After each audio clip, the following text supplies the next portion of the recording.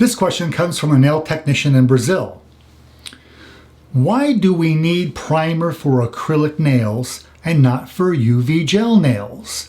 Does the base contain primer or something similar?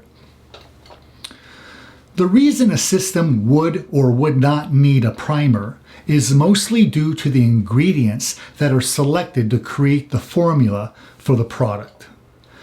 Many of the acrylic ingredients used to make UV gels normally have very high adhesion to the nail plate. If you didn't know, yes, all nail coatings are based on acrylic ingredients. There are hundreds of types of acrylics used in nail coatings, which includes UV gels, glues, and the so-called dip resins. Many of the acrylic ingredients used to make liquid and powder do not have very good adhesion to the natural nail. The opposite true for UV gels. They normally have good adhesion.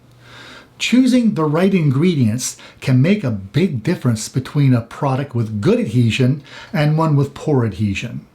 How well a nail coating will adhere to the nail plate often depends on which acrylic ingredients are blended together.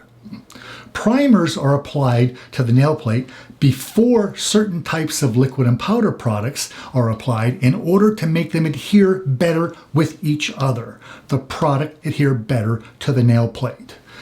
Not all liquid and powder systems need a primer.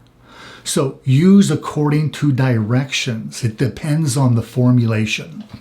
Now, contrary to myths, formulators can't just put primer into the monomer liquid because that would cause discoloration. That's why primers are pre-applied and should be allowed to dry before the nail coating is applied.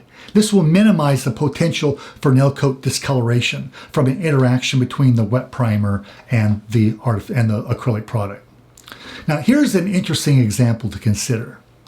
In the past, I developed a widely used primerless liquid, no primer, liquid and powder system. And it worked much better than those that required a primer. I did this by studying the ability of various ingredients to adhere to the nail plate. Then I selected the ingredients with normally high adhesion and avoided those with normally low adhesion.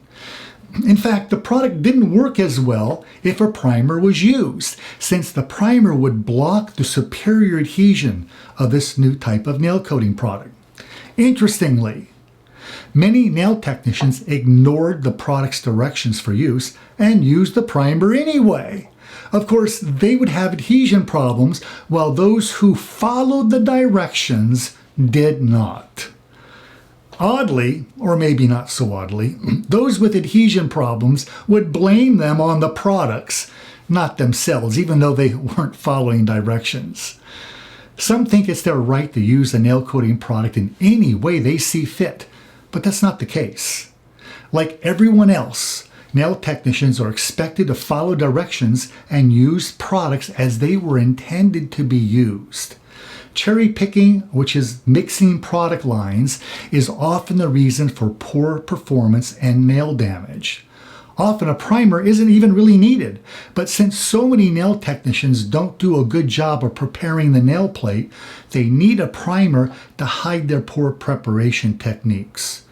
When it comes to nail prep, always take the time to do the best job possible. And when it comes to primers, less is best. Don't overuse a primer. Using too much can actually lower adhesion. Less is best when it comes to primers. In most cases, one very thin coating is all that's needed if the nail plate is properly prepared in advance.